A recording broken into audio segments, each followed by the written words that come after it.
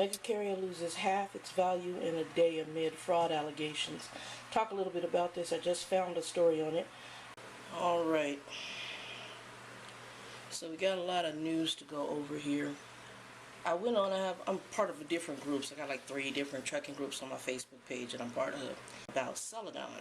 So Trucker Bill used to work for Celadon. I haven't talked to him yet, but this is kind of interesting.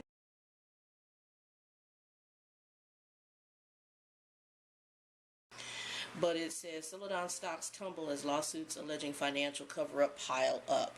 So I'm going to read this one, and I might read the other one, but it's pretty much the same issue. Celadon shares have fallen to almost an all-time low today as the company comes under increased scrutiny for allegedly issuing misleading financial statements about its trucks leasing program. You remember Swift is also under some issues with that because they lost a suit on that, which I think they're going back and trying to get it overturned. So they're trying to go back to, I forgot the word I want to use, but you guys get what I'm saying. Celadon stocks fall dramatically. The Indianapolis-based trucking company Celadon saw shares in its stock fall 67% to $1.30 this morning. They rebounded to $1.48 during the afternoon, but the price remains close to the all-time low closing cost of $1.31 set in 2001. The company has announced that they expect to report an operating loss of $10 million for the quarter ending on March 31st, 2017.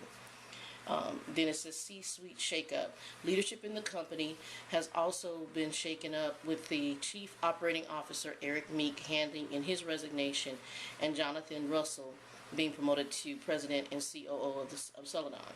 Russell is the son of late Celadon founder Stephen Russell. Let's go down. It says lawsuits allege the trucking company misled investors. 16 law firms have filed suit against Celadon in recent weeks. One of the lawsuits was filed in New York by former Celadon investor Dennis Chavez, who claims the company is withholding information on a U.S. Securities and Exchange Commission investigation and misleading shareholders. Many of the other suits against Celadon make similar accusations. Much of Chavez's suit relies on information released by a research group called Pre-Science Point on April 5th. Pre-Science Point alleges Celadon used accounting tricks like off-balance sheets entities to hide the fact that the company is worth almost $0.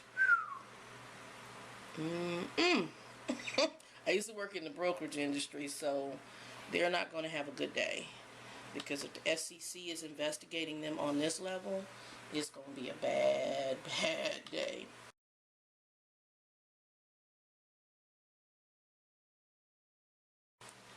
Let me go ahead and open up this other one. I'm just going to read the other article. It says mega carrier losses half its value in a day amid fraud allegations. This is the one from my group on Facebook.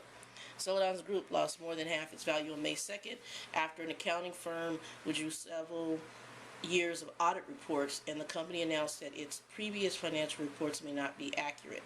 The mega carrier, with approximately 3,000 tractors, 8,700 trailers, has been under fire for several months after reporting claims of multiple accounting errors in the company's financial statements. The news of independent auditors withdrawing years of financial reports strengthened the accounting claims and caused the stock to plunge as much as 67% on Tuesday. Prior to Tuesday's massive plunge, Celadon was already facing significant pressure on the stock price. The stock was down 44% so far in 2017 and even sparked a class action lawsuit. The case Chavez versus Celadon, Inc. focuses on whether Celadon and its executive violated federal laws by making false and/or misleading statements. In addition, Celadon announced on May 1st that the president and CEO, Eric Meek, will resign and leave the company. Some industry analysts have speculated Celadon's financial woes and plunge in value make it a prime candidate for acquisition by a larger player in the industry. So they're going to probably be taken over. They're going to have to be taken over. Or it's going to be like, I think it was Yellow, one of them where the drivers just, I don't know if you guys remember or even know about that story. And actually Swift was one of the companies that offered to pick the drivers up, but all of a sudden the drivers' fuel cards weren't working. The drivers were trying to head home because the company went under, and they closed their doors without any warning to the drivers. So this is another reason why people, you really need to be aware of what's going on in the industry. Now I'm going to say this, and again, I'm not negative on Swift at all, but Swift has kind of had a similar issue in looking at not so much the financial stuff, but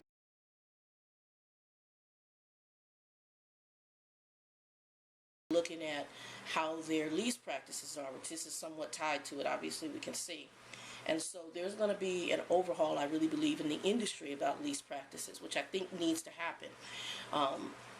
Your lease purchase program, you've already got the owner ops taking on it, but again, and I just had this on a page I was on, somebody was asking about success. You have to work the jet trucking game to your advantage if you're going to be a lease purchase operator. You just have to.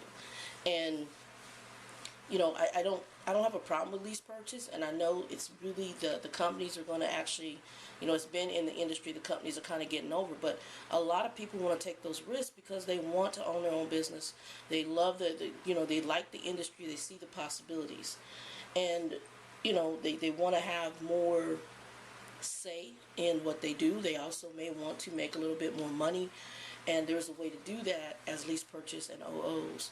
You're able to buy your equipment, but there's some hidden agendas that the companies have. So right now, I really believe this is starting to turn around on them and bite them in the butt, because you know, there's some stuff that you're doing to make money off people that's just really bad. And you know, obviously they were doing this possibly with their lease purchase deals as well as with what they were reporting under the stock industry. And you know, we saw that with companies such as Enron and how they played the game, and it only lasts for so long. You can only do this for so long. We saw with the banks and how the banks were doing the mortgage industry, everybody trying to rip everybody off. And you know, it killed me because at the end the little guys said, oh, you guys bought a house you couldn't afford now. So you really have to play the game to your advantage. And so I really think this is a good information, good article. I'm happy to see, you know, that people are putting this out here. Read what's going on in your industry so you know and you're aware. So you know also, you know, what's, for me, and I'm going to say this, if I was at Celadon, I'd be gone, because I know what can possibly happen with this. What's going to probably happen is hopefully they'll get taken over by somebody else, and they'll get everything together. It's kind of like the Knight Swift merger. While it's not this exact same issue, they're coming in and they're going to help Swift get to the same level they run on, which is a more liquid level, less debt, more efficient. Some of the safety features that they do at night, which is impressive in my opinion, those things are going to come into play. So I don't see that being a bad deal, and I think it was smart. If you have to use Swift, it's a very smart move for Swift and their executive board to do what they did and to say, hey, we hold the greater stock price, but you're the better run company. Come in and get us up to par. Come in and take us over.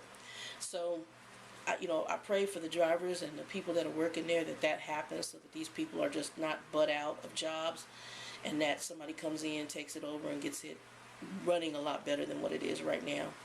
And hopefully that all these companies that are in these shady lease purchase deals that are really being driven to their advantage, that actually changes. And a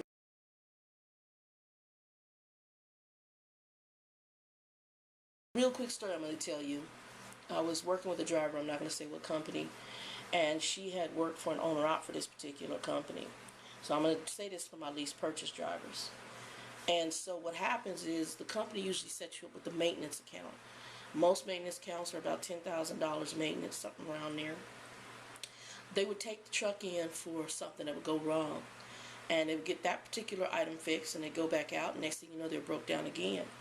Luckily enough, they had to go to dealerships. This guy says, wait a minute, why is this loose over here at the dealership? And she said what they were realizing was every time they took it to the company they worked for, shop, every something was found wrong, they fixed that, and then something else would come up messed up within a couple of weeks. This is a way, in my opinion, when I was listening to that, I'm like, ah. So what they're doing is you're building this maintenance account, and possibly what this company is doing is they're using this in order to siphon your maintenance account by continuing to do little things that are going to be needing fixed, and they're billing your maintenance account for it. What that taught me, and I'm just going to say this, is that once I do my lease purchase program, I most likely won't have my maintenance done at my company. I'm probably going to use some of the outskirt, non-connected people to work on my truck.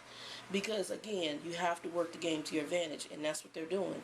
You know, it's unfortunate. It didn't sound right. It sounded a little shady. But I said, okay, well, thank you for telling me that. Even though I might go to a different company, for me, I'm probably going to have to use an outside vendor to do my truck maintenance and to do my truck repairs if I can at all avoid being in the shop of my company shop, because I won't trust what they're going to do with the maintenance. Granted, this could happen anywhere, but if they're the ones over managing, which is usually what happens, your maintenance account, you could have some Shady McLaughlin stuff happen. So, that's just the thought process, is that you always have to use some wisdom in how you're doing your business, because people are going to work business to their advantage.